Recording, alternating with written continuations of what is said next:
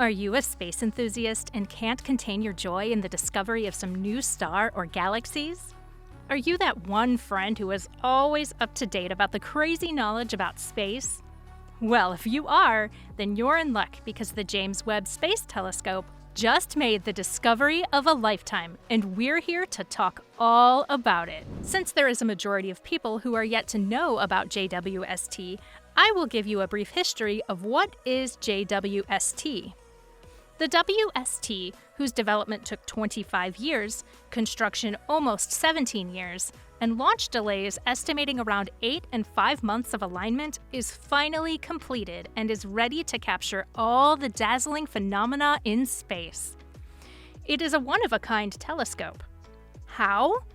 It is a fully aligned infrared-optimized space telescope and is set to reveal the spacious and old mysteries of space.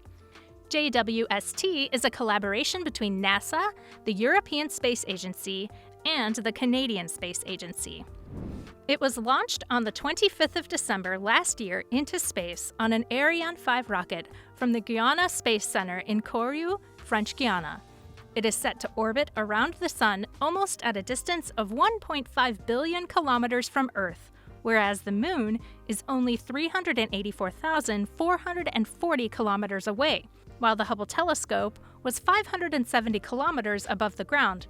So you can say JWST is more like a successor of now old Hubble telescope. The JWST is the largest space observatory ever built. Its gigantic sun shield base measures a massive 22 meters by 12 meters, roughly the same size as a tennis court. It is unique in a sense, due to its arrangement of 18 hexagonal mirrors instead of one big one. Due to its large distance from the Earth, it won't be serviced by astronauts in case some technical fault arises in the observatory. Although nearly twice as big as Hubble, which is only 13 meters long, the JWST is almost half the weight at 6,500 kilograms. The life of JWST is almost around 5 years, while the whole observatory is provided with 10 years of fuel and is also solar-powered, meaning that it is practically self-sustaining for a decade if no major repair ends up being needed. Moving on to the main title of the video, JWST just released one of their first pictures of the nearby neighboring galaxies, with each picture better than the previous telescope. NASA's test image was aimed at a star 100 times fainter than the human eye can see, 2,000 light-years away. The image shows snapshots from each of Webb's 3 imaging instruments, plus its spectrograph and guidance sensor. To test the final alignment, the telescope was pointed at the Large Magellanic Cloud, LMC, a small satellite galaxy near the Milky Way. If it orbits our galaxy, it would be, by far, the largest satellite galaxy. Images show a field of stars where colliding galaxies can also be seen, but there's a chance it's just passing through or slowly merging with our galaxy. The stars look shiny and spiky due to the mirrors and their filters, but the background of the star was something amazing and gorgeous.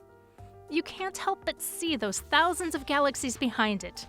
Really gorgeous, said Jane Rigby, Webb Operations Project Scientist. If you are like me, you're wondering, what do these test shots suggest?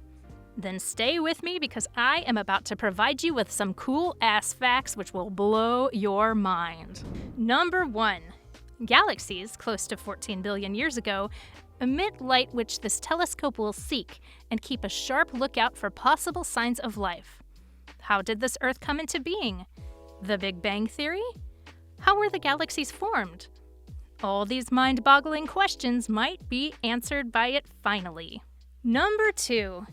These shots were to test how these 18 mirrors of the James Webb telescope will provide a complete image. And how did it go?